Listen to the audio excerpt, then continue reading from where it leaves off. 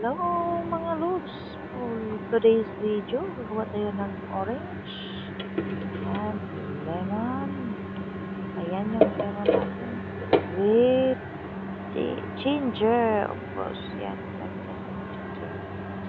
Sasalain natin ito una.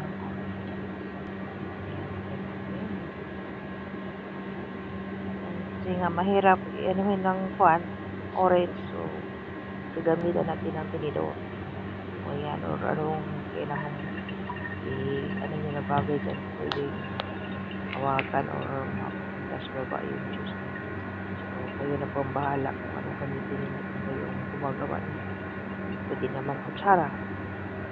Okay po. Tapos natin, lagay natin itong lemon. Ang lemon, dalawang lemon ang pwede nagawa ko dyan. Tapos, 12 piraso orange. So, ayan. Tingnan na po kayo dyan sa cup ko. May cup dyan. Kasi sa kape po. Habang gumagawa ng juice. So, ayan. Tingnan nyo may juice. Actually, pwede nyo naman gawin nyo na kutsara. Ayan yung ginger natin. Kailangan natin na ilagay doon ginger na juice. So, saksak natin. So, ayan.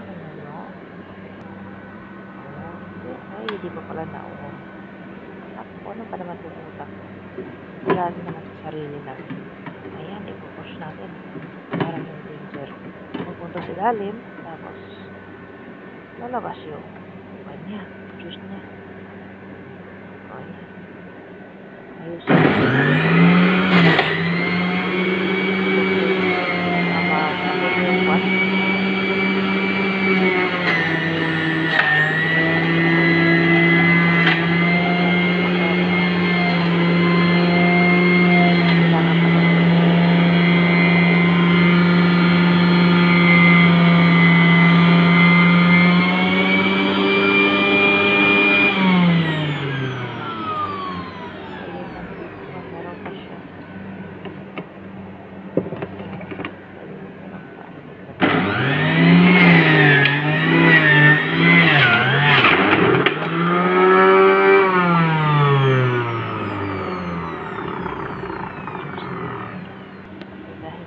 Tayo niya. Kailangan dalain na naman natin. So, ganun lang siya. Mix lang tayo. Diba? Tapos, yun. Tumagilo na naman, no? Mix dyan. Kailangan lagyan siya ng kunting paminta. Yan, yung paminta. Powder at saka turmeric. Kunting turmeric lang naman, 1 spoon lang naman. Tapos ilagay natin sa malaking lagayan at doon natin i-shake siya. Kasi kailangan yan i-shake para maghalo-halo yung ingredient.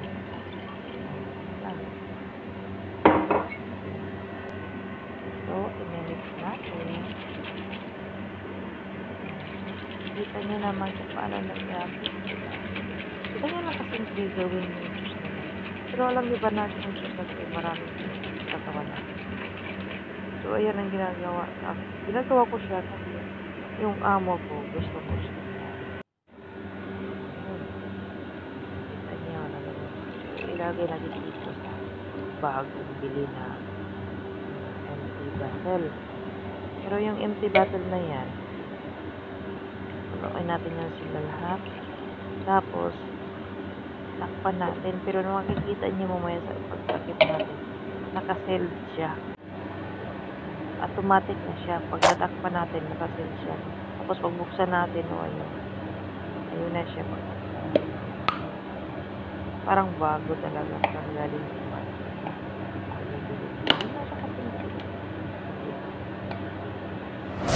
Ano siya? Kanina tinikman ng amo ko, sabi niya masarap. Hindi ko na binidyohan. Baka magtataka siya. Ayan. So, siya na po. 4, 6, 7 po yan sila lahat.